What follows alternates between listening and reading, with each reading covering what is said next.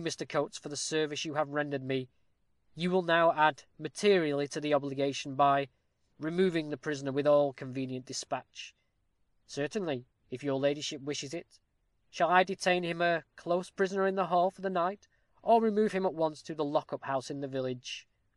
Where you please, so you do it quickly, replied Lady Rookwood, noticing with great uneasiness the agitated manner of her son, and apprehensive lest, in the presence of so many witnesses, he might say or do something prejudicial to their interests.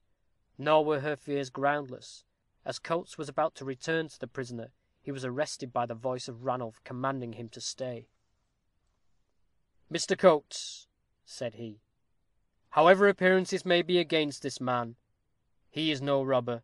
You must, therefore, release him." "Eh, what's that? Release him, Sir Ranulph?" "Yes, sir. I tell you he came here neither with the intent to rob nor to offer violence." "That is false, Ranulph," replied Lady Rookwood. "I was dragged hither by him at the peril of my life. He is Mr. Coates's prisoner on another charge. Unquestionably, your ladyship is perfectly right. I have a warrant against him for assaulting Hugh Badger, the keeper, and for other misdemeanors. I will myself be responsible for his appearance to that charge," replied Ranulph. "Now, sir, at once release him." "At your peril!" exclaimed Lady Rookwood. "Well, really," muttered the astonished attorney, "this is the most perplexing proceeding I ever witnessed." "Ranulph," said Lady Rookwood sternly to her son, "beware how you thwart me."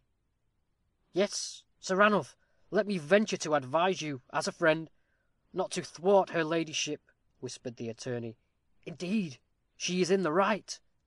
But seeing his advice unheeded, Coates withdrew to a little distance. "I will not see injustice done to my father's son," replied Ranulph, in a low tone. "Why would you detain him?" "Why?" returned she. "Our safety demands it. Our honor demands his instant liberation. Each moment he remains in those bonds sullies its purity. I will free him myself from his fetters." "And brave my curse, foolish boy? You incurred your miserable father's anathema for a lighter cause than this. Our honor cries aloud for his destruction.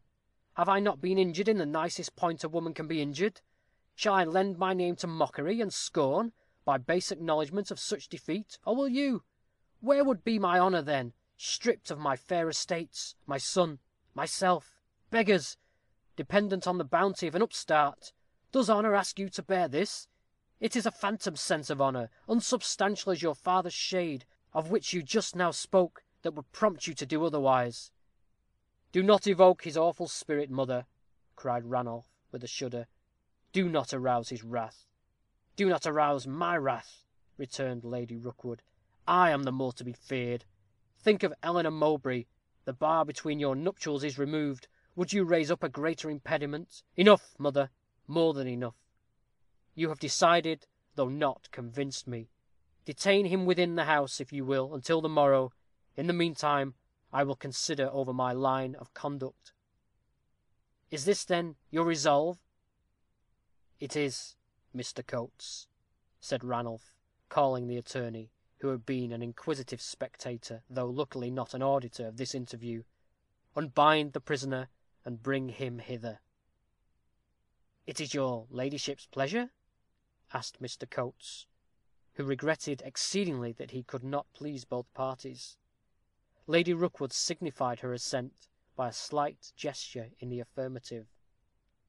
"Your bidding shall be done, Sir Ranulph," said Coates, bowing and departing. "Sir Ranulph!" echoed Lady Rookwood, with strong emphasis. "Marked you that?" "Body o' me," muttered the attorney, "this is the most extraordinary family, to be sure. Make way, gentlemen, if you please," added he, pushing through the crowd towards the prisoner. Having described what took place between Lady Rookwood and her son in one part of the room, we must now briefly narrate some incidental occurrences in the other. The alarm of a robber having been taken spread with great celerity through the house, and almost all its inmates rushed into the room, including Dr. Small, Titus Tyrconnel, and Jack Palmer. "Odds bodkins! are you there, honey?" said Titus, who discovered his ally. "The bird's caught, you see." "Caught be damned," replied Jack, bluffly. "So I see. All his own fault. Infernal folly to come here at such a time as this. However, it can't be helped now. He must make the best of it. And as to that sneaking, gimlet-eyed, parchment-skinned quill-driver, if I don't serve him out for his officiousness one of these days, my name's not Jack Palmer. Och, cush lamacree, did I ever? Why, what's the boy to you, Jack? Fair play's a jewel, and surely Mr. Coates only did his duty. I'm sorry he's captured, but for his relationship to Sir Piers, and because I think he'll be tucked up for his pains, and moreover, I could forgive the poaching. But as to the breaking into a house on such an occasion as this, it's plaguey bad book. I'm afraid he's worse than I thought him." A group of the tenantry, many of whom were in a state of intoxication, had, in the meantime, formed themselves around the prisoner. Whatever might be the nature of his thoughts, no apprehension was visible in Luke's countenance. He stood erect amidst this assemblage, his tall form towering above them, and his eyes fixed upon the movements of Lady Rookwood and her son. He had perceived the anguish of the latter, and the vehemence of the former, attributing both to their real causes. The taunts and jeers, threats and insolent inquiries of the hinds who thronged about him passed unheeded. Yet one voice in his ear, sharp as the sting of a serpent, made him start. It was that of the sexton. "You have done well," said Peter. "Have you not? Your fetters are, I hope, to your liking. Well, a wilful man must have his own way, and perhaps the next time you will be content to follow my advice. You must now free yourself the best way you can from these Moabites, and I promise you it will be no easy matter. Ha, ha, ha." Peter withdrew into the crowd, and Luke, vainly endeavouring to discover his retreating figure, caught the eye of Jack Palmer fixed upon himself with a peculiar and very significant expression. At this moment Mr. Coates made his appearance. "Bring forward the prisoner," said the man of law to his two assistants, and Luke was accordingly hurried along, Mr. Coates using his best efforts to keep back the crowd. It was during the pressure that Luke heard a voice whisper in his ear, "Never fear, all's right," and turning his head, he became aware of the propinquity of Jack Palmer. The latter elevated his eyebrows with a gesture of silence, and Luke passed on as if nothing had occurred. He was presently confronted with Lady Rookwood and her son, and, notwithstanding the efforts of Mr. Coates, seconded by some few others, the crowd grew dense around them. "Remove his fetters," said Ranulph, and his manacles were removed.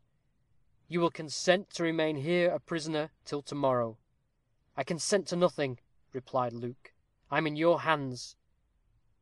"He does not deserve your clemency, Sir Ranulph," interposed Coates. "Let him take his own course," said Lady Rookwood. "He will reap the benefit of it anon." "Will you pledge yourself not to depart?" asked Ranulph. "Of course," cried the attorney. "To be sure he will. Ha, ha!"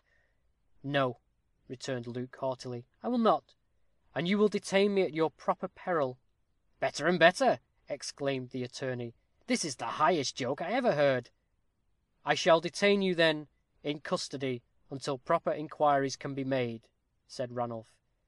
"To your care, Mr. Coates, and to that of Mr. Tyrconnel, whom I must request to lend you his assistance, I commit the charge; and I must further request that you will show him every attention which his situation will permit. Remove him. We have a sacred duty to the dead to fulfill, to which even justice to the living must give way. Disperse this crowd, and let instant preparations be made for the completion of the ceremonial. You understand me, sir?" "Ranulph Rookwood," said Luke, sternly, as he departed, "you have another, a more sacred office to perform. Fulfill your duty to your father's son." "Away with him," cried Lady Rookwood. "I am all out of patience with this trilling. Follow me to my chamber," added she to her son, passing towards the door. The concourse of spectators, who had listened to this extraordinary scene in astonishment, made way for her instantly, and she left the room, accompanied by Sir Ranulph. The prisoner was led out by the other door. "Botheration!" cried Titus to Mr. Coates, as they followed in the wake.